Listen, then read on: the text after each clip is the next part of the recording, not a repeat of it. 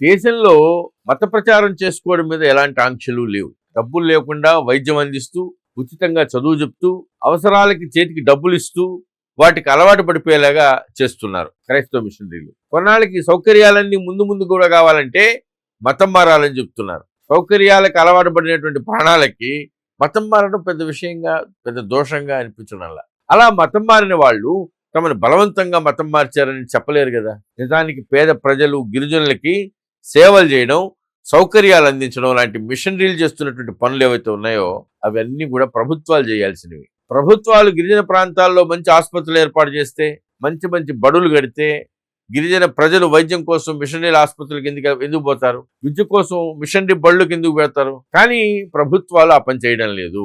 దాన్ని క్రైస్తవ మిషనరీలు వాటంగా వాడుకుంటున్నాయి. ప్రత్యేకించి ఛత్తీస్గఢ్ రాష్ట్రంలో గిరిజన జనాభాలో చాలా మంది క్రైస్తవంలోకి మతం మారిపోవడానికి ప్రధాన కారణం ఇదే.